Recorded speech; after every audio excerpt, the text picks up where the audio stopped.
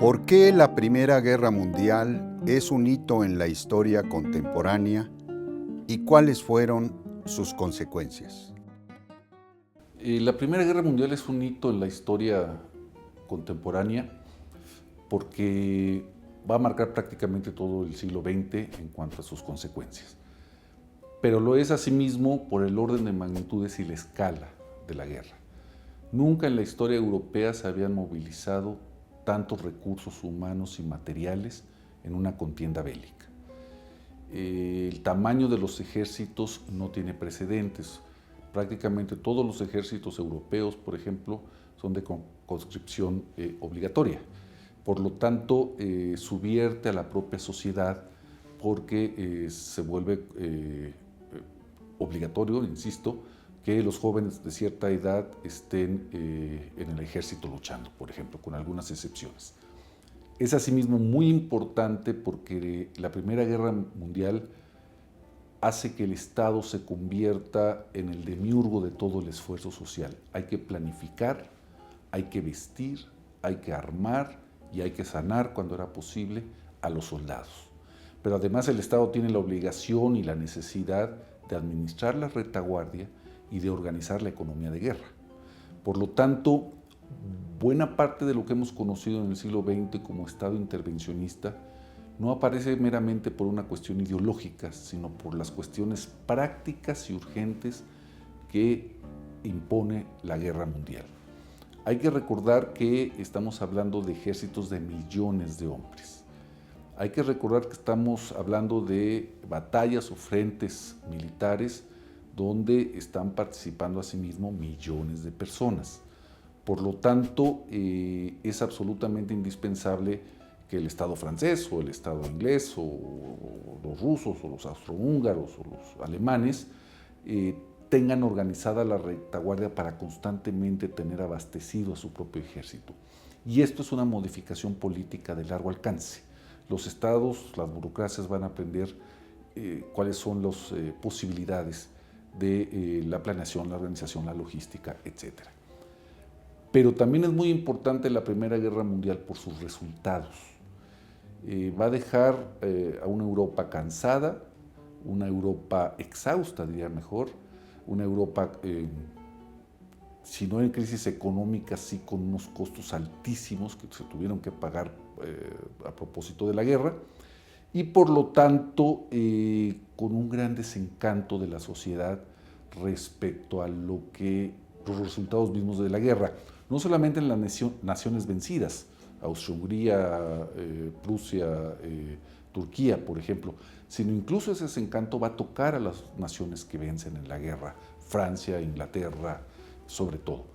Entonces, las consecuencias son de largo plazo porque al calor de la Gran Guerra se van a formar o consolidar unos ciertos valores que ya no van a ser los de la Europa liberal del siglo XIX, los de la Bella Época, sino van a aparecer lo que se llaman las nuevas políticas de masas, ¿no?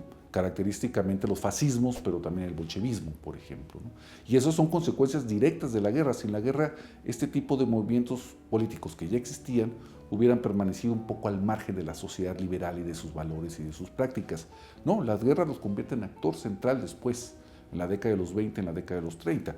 Es casi impensable imaginar la revolución bolchevique de Lenin sin los desastres militares rusos, sin las hambrunas que estaba tocando el campo ruso y sin la extenuación de los ejércitos rusos después del esfuerzo contra, sobre todo, los alemanes. Entonces, la Gran Guerra tiene, entre otras consecuencias, la Revolución Rusa y la instauración de otro modelo político desconocido en Europa.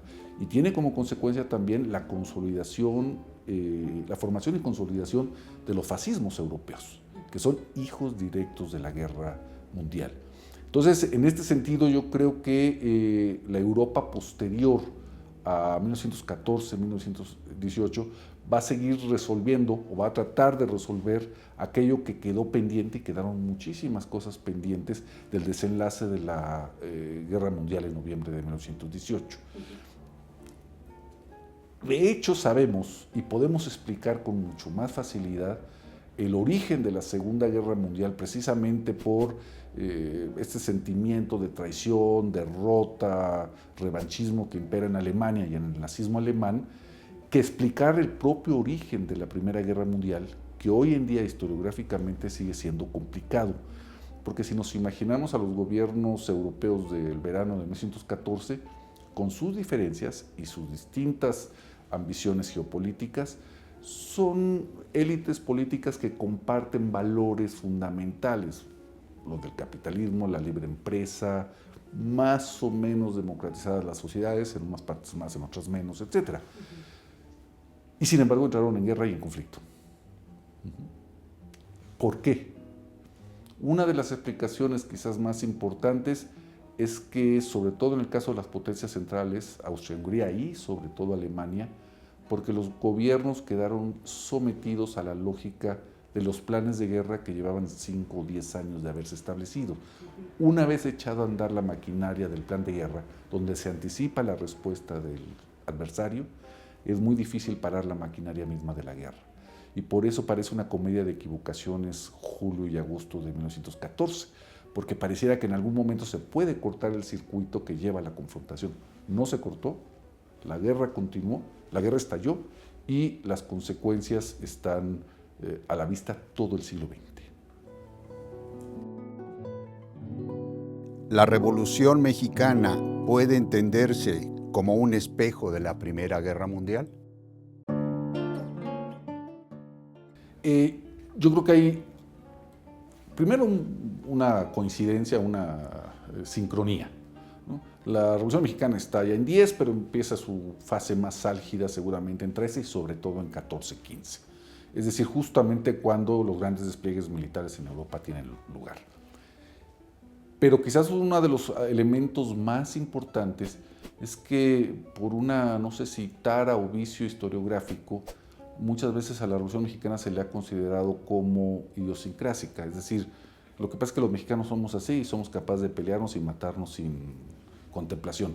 Bueno, al mismo tiempo que se está diciendo eso para la Revolución Mexicana, hay que entender que en los grandes frentes europeos se están matando y en una proporción mucho mayor y en un número, por supuesto, mucho mayor. Y esto es importante para desdramatizar la Revolución Mexicana y para también entenderla en sus propios términos. Simplemente un dato, el primer día de la ofensiva del Somme, en 1916, las primeras 24 horas los ingleses pierden 60,000 hombres, entre muertos, heridos y desaparecidos. Eso es una carnicería, sin duda, ¿no? Algunas batallas de la Revolución Mexicana en 1915, 1914, 1915 son muy sangrientas, en escala mucho menos, pero son sangrientas para la experiencia bélica mexicana. Sin embargo, si miramos a la Revolución Mexicana como una explosión de violencia, sabiendo que al mismo tiempo en Europa existe una explosión de violencia entre estados supuestamente civilizados, entonces tenemos nuevas luces también para entender ya no solamente la guerra de la Revolución Mexicana, sino inclusive sus cuestiones programáticas. Y me parece que este esfuerzo de mirar la historia mexicana siempre en el espejo de otras experiencias, de ida y vuelta, nos evita excesos, como suponer que la Revolución Mexicana es un asunto de mentalidad o de alma, ¿no? Que tenemos un alma perversa o algo así. No, hay veces que el conflicto social desemboca en la violencia y a veces esa violencia se llama guerra.